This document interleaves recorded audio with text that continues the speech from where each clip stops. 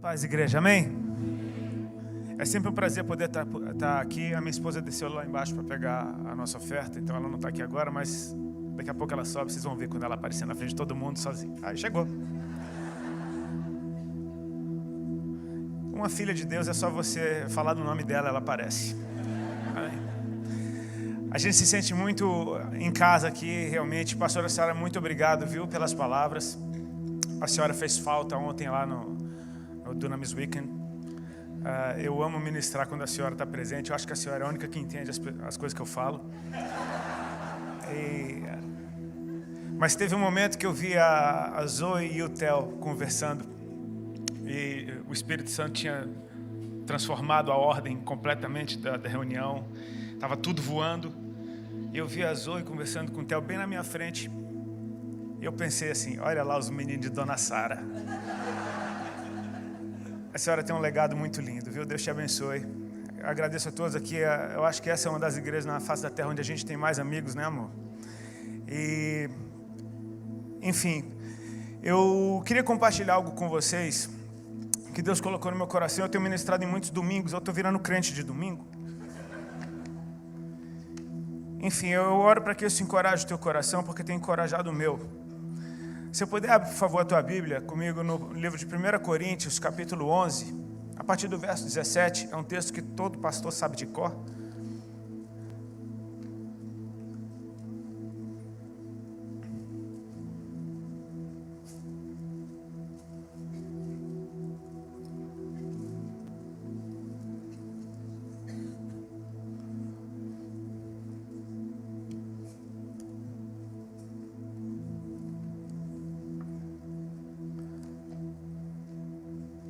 Hoje eu vou correr só a meia maratona. A última vez que eu vim eu corri a maratona completa do domingo.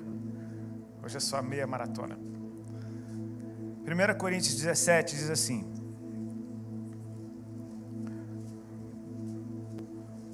Perdão, 1 Coríntios 11. A partir do verso 23, me perdoe. Estou ficando doido. 1 Coríntios 11, 23. Porque eu recebi do Senhor o que também vos entreguei, que o Senhor Jesus, na noite em que foi traído, tomou o pão e, tendo dado graças, o partiu e disse: isto é o meu corpo que é dado por vós. Fazei isso em memória de mim. Por semelhante modo, depois de haver ceado, tomou também o cálice, dizendo: esse cálice é a nova aliança do meu sangue. Fazei isso todas as vezes que o beberdes em memória de mim. Porque todas as vezes que comerdes esse pão e beberdes o cálice, anunciais a morte do Senhor até que Ele venha.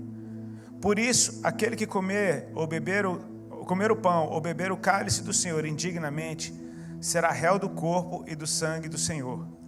Examine-se, pois, o homem a si mesmo, e assim coma do pão e beba do cálice. Pois quem come e bebe sem discernir o corpo, come e bebe juízo para si. Eis a razão porque há entre vós muitos fracos e doentes, e não poucos que dormem.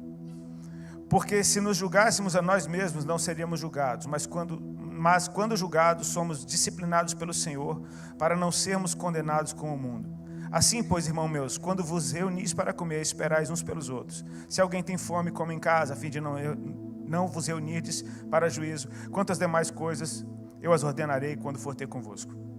Que o Senhor nos abençoe. Amém. Esse é um texto muito conhecido da ministração da Ceia do Senhor. Eu fui convidado há uns tempos atrás a ministrar sobre a Páscoa, uma semana antes da Páscoa, e eu achei isso muito estranho. E foi isso que o Senhor me inspirou para ministrar, mas desde então Ele começou a me mostrar algumas coisas, que isso não é simplesmente para uma data específica, é parte do nosso dia a dia com Deus. Irmãos, assim, eu e minha esposa estamos caminhando com Jesus há 16 anos e Ele nos deu a graça de poder estar viajando desde o princípio e conhecendo muitos irmãos em muitas partes do país e do mundo. Então a gente acaba voltando em muitos lugares e é muito bom reencontrar os amigos, os irmãos que a gente tem na fé. É muito lindo quando a gente chega num lugar e vê uma pessoa que cresceu. Nós temos alguns amigos que a gente viu praticamente nascer na fé e hoje estão liderando, estão pastoreando, e é muito encorajador você ver esse crescimento, ver gente que cresce naturalmente. Permanecer no Senhor te faz crescer naturalmente, porque Ele vai trabalhando em você todos os dias, é um trabalhar de todos os dias. Mas o paralelo disso também é sério, porque às vezes a gente se entristece quando a gente vê gente cheia de potencial, com talentos lindos, com uma unção, às vezes, inegável. E você vê essas pessoas, você volta em alguns lugares e pergunta, e o irmão tal, cadê ele? Aí você fala, poxa, ele está meio afastado.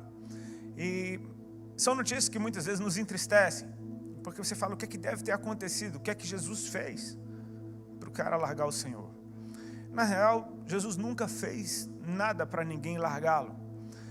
E usar os outros como desculpa de que foi o que fizeram comigo, eu acho que isso também não cola. Eu acho que no dia do Senhor isso não vai funcionar. Dizer, olha, Senhor, eu não estava contigo por causa daquele meu irmão, porque não dava para aguentar ele vacilou muito comigo. Eu acho que essa desculpa não vai colar. Eu percebi que uma das coisas que mais impedem chamados, interrompem chamados, são as nossas próprias falhas, quando nós não conseguimos lidar com o peso de culpa e de vergonha que cai sobre nós quando nós erramos. Sabe, às vezes se a gente analisar, você vê quando uma nação tem um secretário de governo ou um ministro que pisa na bola, esse cara ele já renuncia, ou ele é demitido para preservar a integridade daquele governo. E às vezes as pessoas olham para isso e falam, cara, quão séria é a medida de justiça e de retidão desse povo. Em empresas, às vezes, com maior a reputação dessas empresas, por exemplo, se alguém cometeu uma falha, é demitido na hora, e não interessa quanto tempo ficou. Eu me lembro de ter um amigo meu que ele faz parte do UFC, e uma secretária que já trabalhava no UFC há muito tempo, por engano, mandou um e-mail com os exames médicos dele para todos os lutadores. Então, isso foi uma falha muito grave, mas foi uma das primeiras que ela cometeu na vida. Foi demitida, não tem essa, porque tem que preservar a integridade da empresa. Então, às vezes a gente percebe, cara, se você está numa empresa ou num cargo governamental muito grande, muito sério, muito relevante, parece que as falhas não são toleradas. Você traz isso ainda para o contexto do mundo que a gente vive, onde não sei se por causa das redes sociais ou elas só aumentaram isso, mas nós vivemos um mundo que adora worship, a perfeição, onde as pessoas parecem que não toleram falhas, onde as pessoas só querem mostrar o quão perfeitas elas são. A busca do corpo perfeito nunca foi tão forte. As pessoas querem ter o casamento perfeito, o relacionamento perfeito, o ministério perfeito, querem ser perfeitos de qualquer forma, expõem o quão perfeito elas querem parecer aos outros. Mas você concorda comigo que não existe ninguém perfeito? Não existe ministério perfeito, não existe casamento perfeito, não existe nada, não existe corpo perfeito, não existe nada disso perfeito. Mas as pessoas tendem a mostrar isso. Como um ministro que está viajando para um lado e para o outro, a gente muitas vezes tem uma luz na nossa cara, um microfone na mão e não poucas vezes algumas câmeras gravando tudo que a gente fala. E se você é uma pessoa livre em Deus, Ele te dá a liberdade de expressar a tua personalidade quando você compartilha. Eu creio que o Senhor se agrada de ver a tua personalidade, a forma que você o enxerga. Ele poderia nos fazer robôs declarando a mesma coisa, mas o nosso olhar a respeito do Senhor, eu creio que é precioso aos olhos dele. E quanto mais livre diante do Senhor você é, cara, você corre risco de errar diante de todo mundo. E às vezes é triste quando você entrega uma mensagem e aquela parte que você falou uma coisa que talvez não pegou tão legal, ou que talvez não...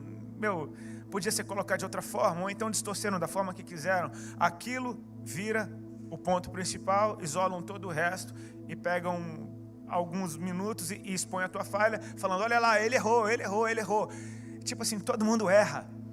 Mas quando alguém erra, no mundo que adora a perfeição e que preza por isso, apontam o erro e metralham para matar. Isso já aconteceu comigo inúmeras vezes. Eu me lembro quando eu antes de conhecer Jesus, eu tocava numa banda, eu podia dar uma entrevista inteira falando um monte de coisas, mas a maior besteira que eu falasse naquela entrevista seria a manchete da matéria. A maior besteira, porque eles querem vender isso, é notícia. Às vezes essa síndrome de querer ser perfeito nos bloqueia de andar com o Senhor, porque às vezes o peso da vergonha que você sente quando você falha num mundo que preza pela perfeição, ainda mais servindo a um Deus que é perfeito. Agora você pega toda aquela conversa que eu falei de governos e de empresas, imagina, o Senhor do universo, o Deus Todo-Poderoso, aquele que é perfeito, nele não há falha alguma, Ele te chamou para operar junto com Ele, sabendo que você falha. Sabendo que você falha, que você já falhou, que você pode estar falhando nesse momento e que você ainda vai falhar muitas vezes na tua vida. O meu Deus não teve problema de me convocar para andar com Ele, de me convidar para andar com Ele, sabendo do quão falho eu sou. Às vezes a luta que a gente tem é de acreditar que esse amor é tão grande que é capaz de nos perdoar de todas as nossas falhas para nos ter sempre com Ele.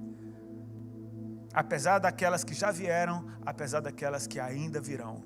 Deixa eu te dar uma boa notícia, elas ainda virão.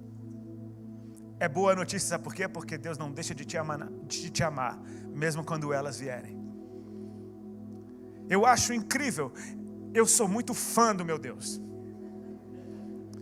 Porque Ele se garante. Ele fala, eu te chamo para andar comigo, eu sei que você vai falhar, e quando você falhar, eu continuo te usando. Você não tem o poder de atrapalhar a minha obra, porque a obra é minha. Você só atrapalha a minha obra se você acreditar nas mentiras do diabo e parar quando eu não te mandei parar. Sabe, muitas surras que a gente leva são didáticas. A gente aprende. E muitas das vezes as situações que a gente passa, que são humilhantes por causa das nossas falhas, produzem uma coisa muito linda dentro de nós: humildade.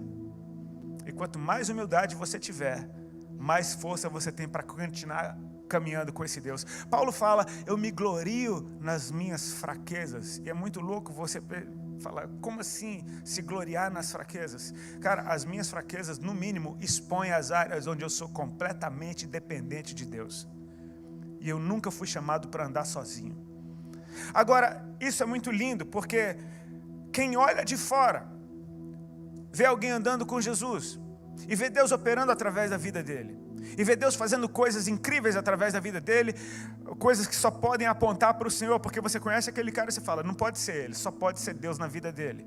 E de repente ele falha, mas se ele entende o papel que ele tem no Senhor e quão poderoso o Senhor é para nos restaurar e empoderar de novo, você vê esse cara depois do seu erro fluindo de novo, e você fala, como é que isso pode acontecer? Foi aí que eu comecei a olhar para a ceia do Senhor de uma forma completamente diferente, porque é um evento poderoso para te restaurar e empoderar numa velocidade que você não consegue assimilar. Sabe, o corpo de Cristo, parece que quando nós estamos em comunhão uns com os outros, isso nos cura. Às vezes um membro doente, uma laranja podre, apodrece todo saco de laranja, é o que a gente ouve na vida. Cara, mas se um membro doente chega dentro de um corpo sadio, ele fica sadio.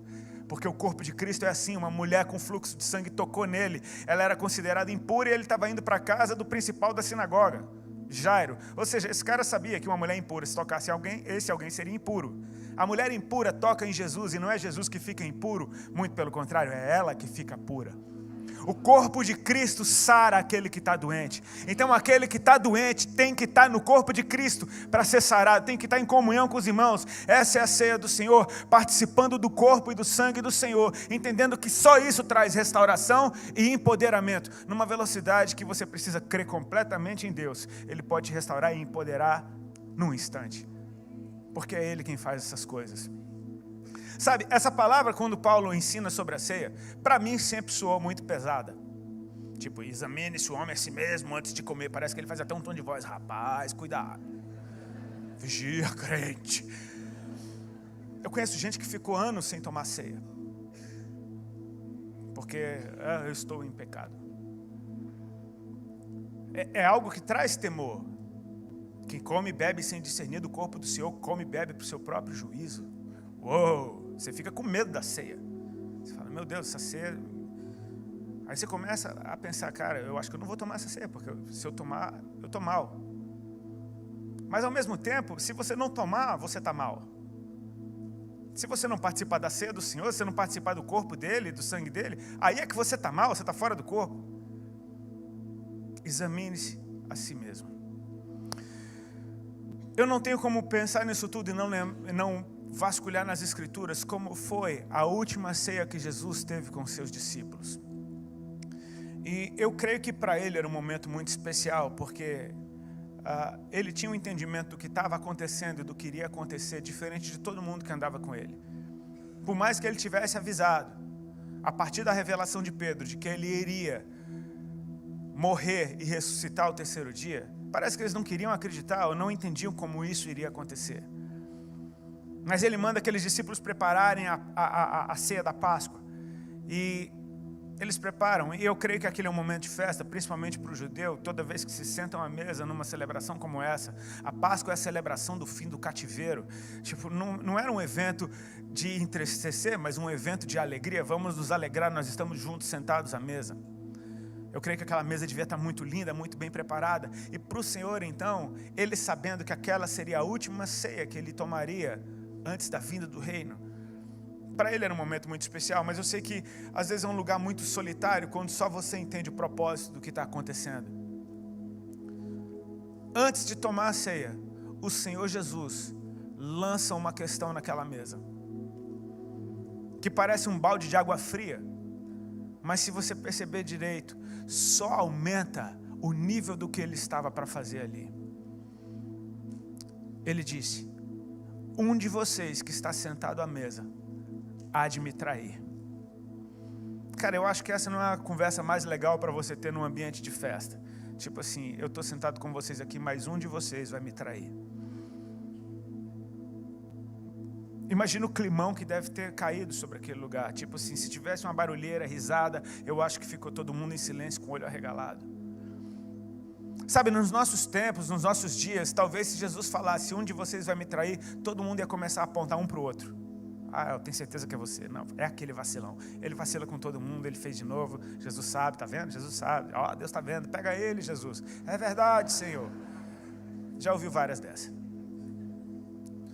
Mas o que aconteceu naquele lugar, meu irmão, quando Jesus fala algo sério desse jeito, eu não sei, quando Jesus fala num ambiente, parece que só estou eu e ele ali naquele lugar. Não interessa quem está ao meu redor e não interessa quem não está ali. Porque muitas vezes quando a gente ouve uma coisa pesada, a gente fala, fulano tinha que estar aqui para ouvir isso. Não, mas fulano não está. Quem está é você.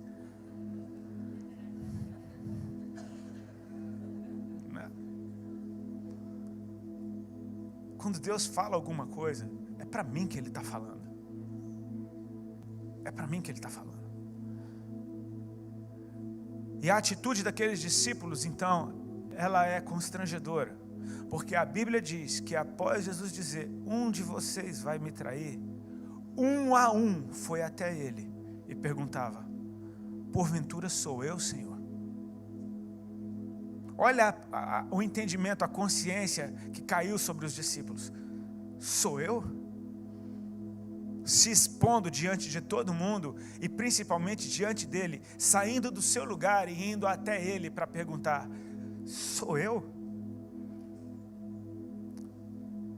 Sabe, porque Jesus disse, um de vocês vai me trair, ele não disse quem era. Seria muito mais fácil ele falar, olha, eu estou aqui sentado com vocês, mas está ligado naquele cara ali, cuidado com ele. Ele não fez isso, ele falou, um de vocês vai me trair, ou seja, pode ser qualquer um. E a gente não entende o nível de traição com o qual ele estava falando, ou seja, pode ser qualquer atitude que tenha soado como traição para o Senhor. Ou seja, nessa mesa Jesus lança uma questão a respeito de infidelidade. Tem um infiel aqui dentro. E todos começaram a perguntar, porventura sou eu? Eu percebo a motivação dentro do coração deles. Senhor, se sou eu, me fala. E me fala o que é. Porque eu estou na tua mesa. O Senhor já sabia disso antes de ter lugar para mim nessa mesa.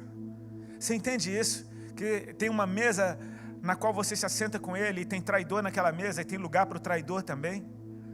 Mas houve uma disposição naqueles corações de dizer, Senhor, se sou eu estou disposto a mudar aqui agora. Porque eu não quero ser o traidor. Isso é o examinar a si mesmo. Sabe, examine-se a si mesmo. Paulo fala, olha, quem se julga a si mesmo está sempre inocente. Mas o examinar a si mesmo eu amo o que aconteceu naquele lugar. Porque muitas vezes quando a gente falha, sabe o que é que a gente faz? A gente se afasta de Deus, cara. Já aconteceu isso com alguém? Você falha, você pensa, eu sou um lixo mesmo, olha só, eu não consigo vencer essa área. Aí você dá alguns passos para trás, e sabe, dar um passo para trás diante de uma falha só vai fazer o peso da culpa e da vergonha aumentarem em você. O que fez com esses discípulos, o que aconteceu com eles foi completamente diferente. Há uma notícia, tem um traidor nessa mesa, eles chegam mais perto de Jesus. E eu acho que essa é a atitude correta. Senhor, isso é o examinar a si mesmo, é você chegar diante dele com a tua vida e pedir, Senhor, me escaneia. Senhor, passa o teu raio-x em mim. O Senhor me conhece por dentro e por fora. O Senhor conhece os meus pensamentos, o Senhor conhece a motivação do meu coração. O Senhor sabe quem eu sou. Me mostra quem eu sou. Passa o teu raio-x, eu quero estar limpo na tua presença. Eu chego mais perto dele com a minha vida. E a minha vida mais perto dele, ela muda só pela aproximação. Cara, se você está em pecado, o pecado não fica na presença de Jesus. Se você está em pecado, chega mais perto dele. Chega mais perto dele, porque o que está nele vai vencer o que está em você. Ele é o Cordeiro de Deus que tira o pecado do mundo. Você não se livra desse pecado longe de Jesus, punindo-se a si mesmo. Não, ele já foi o sacrifício no teu lugar. Você precisa chegar perto dele. Então eles se achegam perto do Senhor e perguntam, sou eu, Senhor? E Jesus não respondia nada. Até que Judas pergunta, porventura sou eu, Senhor? Aí Jesus responde, tu disseste. Você percebe que o coração desse não estava nem um pouco disposto a mudar. Ele já estava decidido. Ele só queria saber se Jesus sabia. Eu sei que então, depois de falar de traição, Jesus fala de uma aliança. Não é interessante isso? Ele podia falar direto sobre a aliança que ele estava fazendo agora, entregando o seu corpo e o seu sangue, mas ele fala primeiro de traição para depois falar de fidelidade. E eu creio que esse gesto por si só eleva o nível de fidelidade da aliança que ele está fazendo com a gente. Porque amar quem me ama é fácil, amar quem me odeia vai exigir muito mais amor de mim. Ser obediente a um justo é fácil, ser obediente a um corrupto vai exigir um nível de obediência muito maior de mim. Ser fiel a quem é fiel, talvez seja fácil. Continuar sendo fiel a quem falha comigo, vai exigir um nível de fidelidade muito maior de mim. E Jesus lança um assunto sobre infidelidade, para depois lançar a fidelidade dele naquela mesa. Isso é no mínimo encorajador. Ele já sabia que havia um traidor naquela mesa. Ele não disse quem era, pode ser qualquer um. Ele agora está lançando uma aliança de fidelidade com aqueles que falham, que podiam estar falhando e que ainda viriam a falhar. Isso tem que me levar para mais perto dele. Isso tem que me fazer entender que não há lugar para mim fora desse corpo. Porque se eu fosse parar na minha primeira falha, eu não tinha passado do primeiro dia. E nem do segundo, e nem do terceiro, e nem do quarto, e nem do quinto. E quando você acha que você está bom, aí você vacila de novo. Não tome a ceia do Senhor indignamente. Ok, examine-se e depois coma. É o que Pedro fala, ou o que Paulo fala. Examine-se e depois coma. Ele não disse para não comer. Ele disse examine-se e depois coma. Eu ouvi um pastor da minha igreja falando isso. É engraçado, porque se você achar que você é indigno, você não toma ceia. E se você achar que você é digno, você está errado. Você não é, é Ele que te justifica para você participar disso. Então eu preciso chegar com confiança, sabendo que Jesus, sabendo que nós iríamos falhar, Ele preparou uma comunhão na qual nós somos restaurados das nossas falhas, tomando consciência do que Ele fez, entregando o seu corpo na cruz, e nós somos empoderados com a vida dEle, através do seu sangue que foi derramado naquela cruz. Você vai ver isso acontecendo. A história de Pedro para mim é a mais linda. Porque Pedro jurava que estava prontinho para ir até o fim com o Senhor. Senhor, eu estou pronto para ir para a prisão até a morte contigo. Jesus falou, Pedro, ainda hoje, antes que o galo cante, tu vai me negar 3 vezes. E eu creio que as intenções de Pedro eram boas. Tipo, não, eu vou, não. Tanto que quando Jesus é preso, Pedro saca de uma espada e ele vai para cima para defender o Senhor. Ele tenta matar um soldado. Por sorte, pegou só na orelha. Mas não pense que ele foi lá, vou cortar sua orelha só para você ver como eu sou mau. Não, ele deu para arrancar a cabeça. Pegou na orelha. E Jesus cura o soldado e repreende Pedro. Como assim? Pedro está tentando. Todo mundo correu. A gente fala, Pedro negou Jesus. Todo mundo correu. Podia ser aquela traição. Todo mundo correu. E Pedro continua feito um ninja, indo atrás do Senhor. Eu vi uma camiseta de um pirralho esses dias nas férias que foi muito legal. Que era uma camiseta assim: você vê algum ninja? Você ouve algum ninja? Então tem algum ninja. Porque se você não vê nem ouve, eles estão ali. Pedro foi boa essa. Israel riu, cara. Uau, eu consegui. Pedro foi de cantinho, conseguiu entrar, entrou no palácio, está lá, ele tá dando tudo certo. Eu não sei o que ele achava que ele ia fazer ali dentro, mas ele está lá, ele não sabe o que fazer, mas ele está tentando. Eu vou até o fim. Não, eu vou. Ele devia estar lutando muito dentro dele, até que alguém olha na cara dele: peraí. Tu é um deles?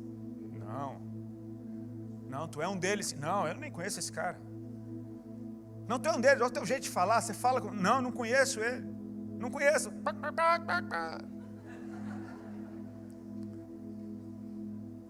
E de repente a Bíblia diz que os olhos de ambos se cruzaram, Jesus e Pedro. E Pedro chorou amargamente, cara. E soube quem ele era naquela hora. Mas sabe, a gente tem uma visão muito religiosa dos eventos e acha que Jesus olhou para a cara de Pedro falando: tá vendo, vacilão? Me negou até você, tá vendo? Eu creio que os olhos do Senhor eram olhos de amor, cara. Eu creio que o que constrange é Pedro negar Jesus, olhar nos olhos dele e o amor ainda está ali, olhando para ele, falando: Pedro, fica de boa. Eu tenho que fazer isso só, cara. Eu ainda te amo.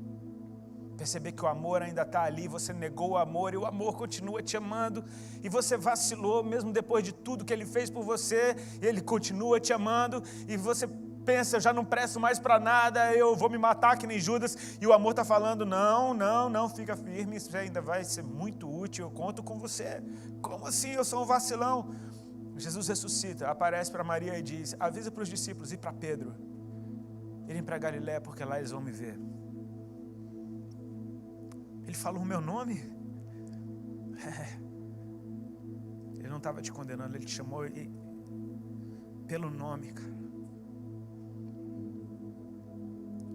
Eles chegam na Galiléia e quando eles veem o Senhor, eles não reconhecem, até que Jesus manda eles pescarem, lançarem a rede para o outro lado, e parece que ele faz um flashback do primeiro dia. Tipo assim: a gente já passou uma noite inteira pescando, não pegou nada, e quando ele apareceu, foi a melhor pesca da vida. E acontece de novo, Jesus está dizendo: ei, vamos começar de novo? Como se fosse o primeiro dia. Vocês têm alguma coisa de comer? Não pegamos nada. Quando eles chegam na praia, Jesus já tem peixe para eles. Tipo assim: eu só estou querendo que você saiba que agora está muito melhor do que já foi. Agora você vai conhecer a minha misericórdia. Você vai conhecer minha graça num nível que você nunca conheceu antes. Agora sim você vai poder dizer que me conhece. Você me ama? O senhor sabe, né? Que não é aquele amor todo, mas eu te amo. Apacenta as minhas ovelhas. Está de boa. Você me ama? O senhor sabe que eu te acho muito bacana. Apacenta as minhas ovelhas. Aí Jesus pergunta pela terceira vez, usando essa palavra, o filéu em grego: você me acha bacana, pelo menos? E aí Pedro se entristeceu e falou: meu amor por ti é esse. Jesus não está interessado se o teu amor é grande, querido. Ele está interessado se o teu amor é real. Ele é real, tem amor de verdade dentro de você por ele. Com a música que a Zoe cantou, tem um amor dentro de mim que só você conhece. É real, porque se é real, ele vai crescer. Se é real, continua, porque ele vai crescer e você vai chegar até o fim. Um dia você vai morrer por mim como você achava que estava pronto. Fica tranquilo. Um dia esse amor cresce. Sabe, o Senhor está nos chamando para um tempo, queridos, que se a igreja soubesse que a comunhão do corpo de Cristo, em memória do que Ele fez, da sua morte e ressurreição, de como isso nos cura, de como isso nos sara. Eu posso ter chegado aqui podre, mas se eu tomo consciência de que eu estou no corpo de Cristo e que Ele morreu pelos meus pecados e que o sangue dele me dá vida, cara, eu saio daqui empoderado e restaurado de novo para fazer coisas ainda maiores do que eu posso ter feito um dia na minha vida. Não é tempo de parar. É tempo de ter perdão dentro do nosso coração. É tempo de parar de atirar nos nossos irmãos que falharam, porque parece que isso nos protege. Quando eu vejo gente legalista demais, eu já penso, está escondendo alguma coisa. Tem alguma coisa escondida, ele está atacando em todo mundo para ver se ninguém olha o que tem dentro dele. Queridos, atacar o pecado não faz de você menos pecador. Exaltar a santidade de Jesus, a sua graça e misericórdia, sim, isso te cura. Sabe, já é tempo da gente evangelizar mostrando mais Jesus e menos pecado. Não que o pecado não exista, mas eu não preciso destruir o cara para dizer que ele precisa de Jesus. Eu só preciso dizer quanto Jesus é bom, e aí todas as pessoas saberão, ele é muito melhor do que eu. Ele está nos chamando, querido, para viver um novo tempo de restauração, sabe? Você errou, isso está pesando sobre você. Realmente o pecado, ele nos envergonha, ele nos suja. Mas se esse pecado tivesse poder para me parar, não tinha um servindo a Jesus nesse tempo. Ele preparou saúde no seu corpo, para que a gente possa chegar, se limpar e sair daqui mais vivo do que nunca. Se coloca de pé, por favor, vamos orar.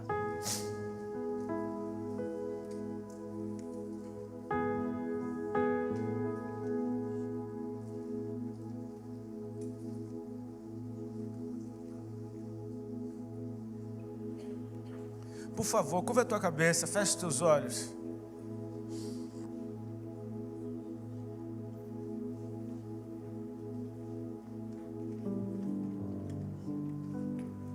A igreja primitiva entendeu que a ceia não era um evento mensal, era diário. Todos os dias eles partiam o pão de casa em casa. Tinham comunhão. Não se trata de fazer do pão um ídolo. Não, é a comunhão no corpo, em memória dele. É você entender que esse ambiente, a saúde de Jesus, quando o seu corpo está unido, consciente de quem ele é, do que ele fez, da sua morte, da sua ressurreição, isso te traz vida, isso te traz saúde.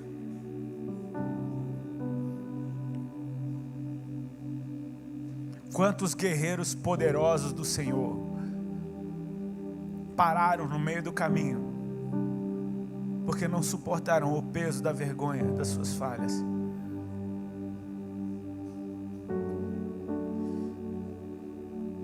E os olhos do Senhor estão cruzando com os teus agora.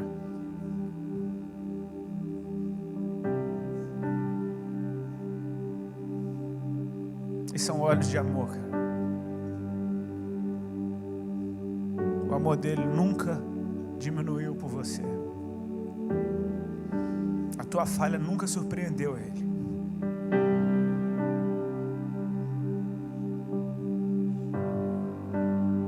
Mas ele te quer.